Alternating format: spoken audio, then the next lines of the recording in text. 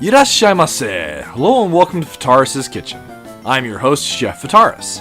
It's time once again for Shoot 'em Up Saturday, and on the menu this Saturday we have Steel Empire, the classic Genesis steampunk shooter. What kind of taste will it have? Let's get cooking and find out. So this is a look at the Steam release of Steel Empire, though the game itself has an interesting release history. It originally came out in 1992 from Hoppy Games on the Genesis and the Mega Drive.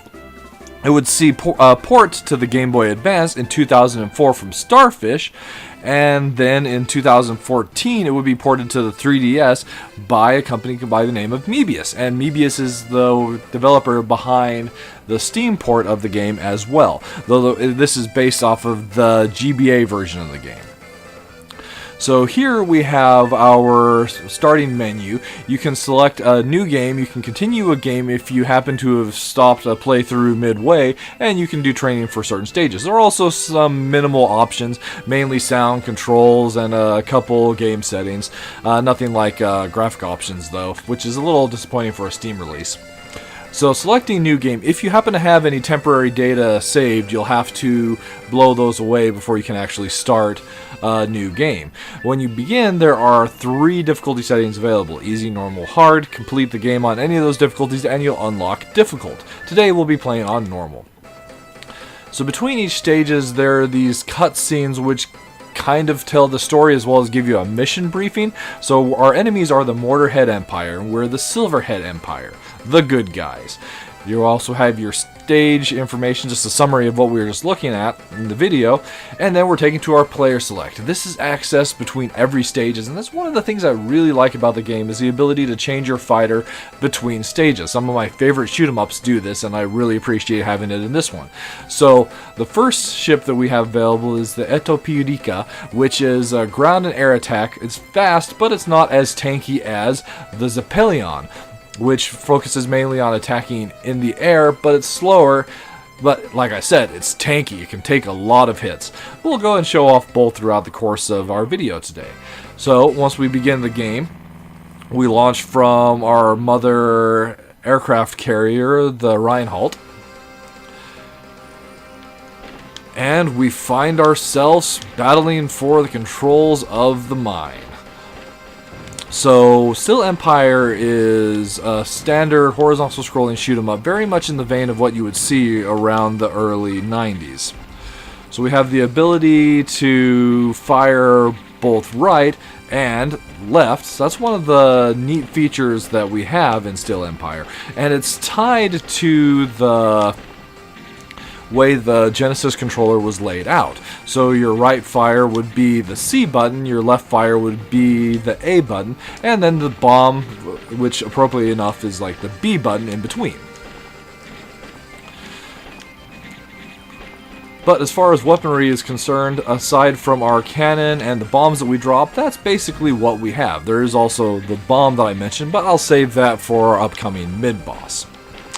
There is a really neat leveling system to the weapons though. So as we defeat enemies and pop these balloons with power-ups in them, we'll get little icons floating around. If we collect P's, we can power up our weapon.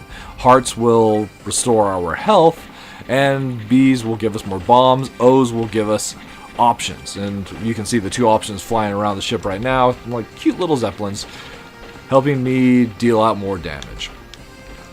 So with the power-ups, if we collect 3 Ps, we'll level up the gun 1 level. So on the left of our HUD there, you can see there's the EX section. That will help us track the number of Ps we have so we know when we're leveling up. Above that is, of course, the gun's level itself. On the right, we see our number of lives and the number of bombs we have. The Mimo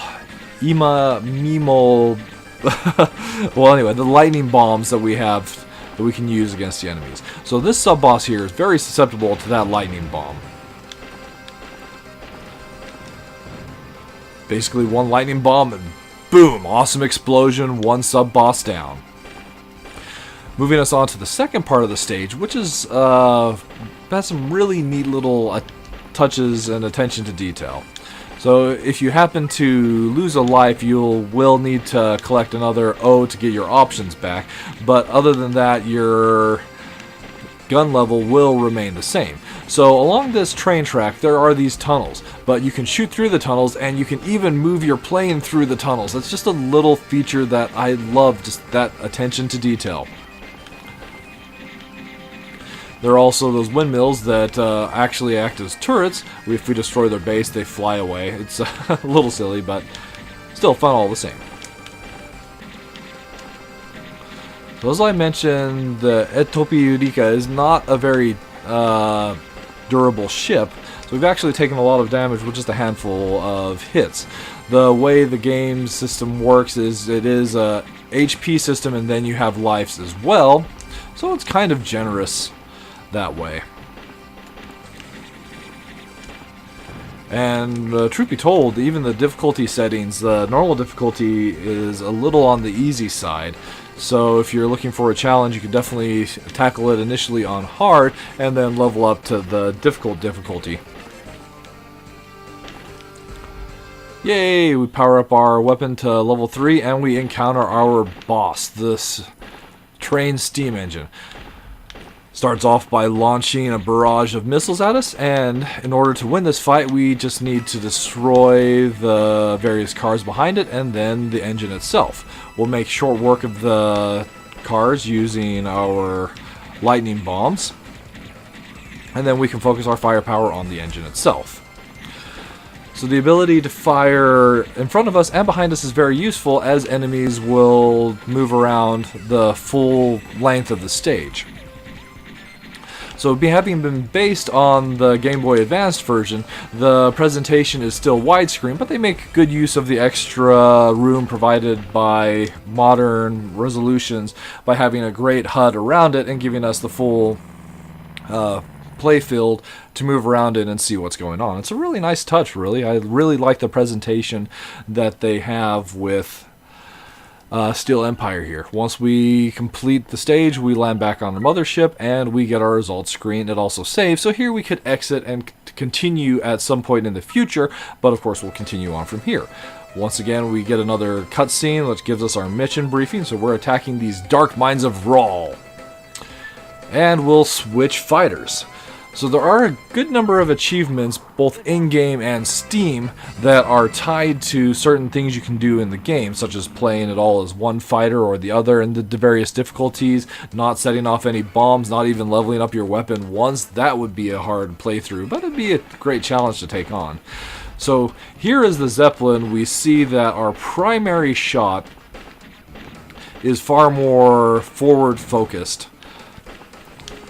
even than the Etopi, and our bombs fire in a more of a forward lobbed arc rather than dropping downward at an angle, so they're more likely to hit enemies in front of us than they are on the ground.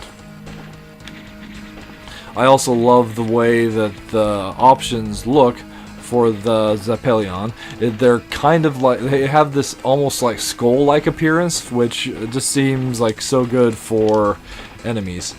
So that's basically what we have here with Steel Empire. The game is 7 stages long, and true to the times, the stages are significantly longer than a lot of shoot-em-ups that would come afterwards.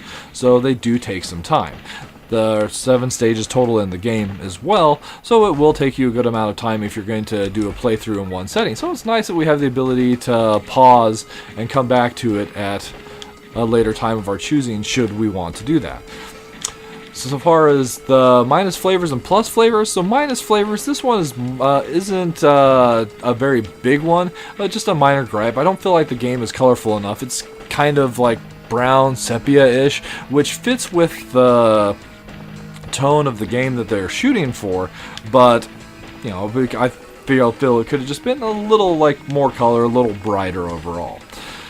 But as far as plus flavors, I love the steampunk presentation. The look of your fighter, the look of all the different enemies. This stage is a great example of that, as we're moving through the mines and seeing all these different steampunk visions of all these mining equipments turned into weapons. like this weird sub-boss that we're up against here with the light. Is that a gun? I actually still haven't been able to go and figure that out. Hopping on either side, we'll do our best to deal damage. In addition to the awesome presentation of the game itself, the ending I absolutely had a blast with. It was something that was like unexpected and just brought a huge smile to my face, and that's definitely something that I'll remember when I think of this game, so those special moments are definitely something I can appreciate. That sub-boss is blown up, so now we need to get out of here as quickly as possible. Choosing the right pass, hopefully collecting health power-ups when they give them to us. Not doing super well that way. And we'll be able to fight the Stage 2's real boss. And lastly, I feel like this game nails that classic 90s horizontal scrolling shoot 'em up feel. It just does so much, so right for the genre. And of course, being from that time period, one would hope that it would, but that's not always a guarantee. So there you have it, Steel Empire served up for your enjoyment.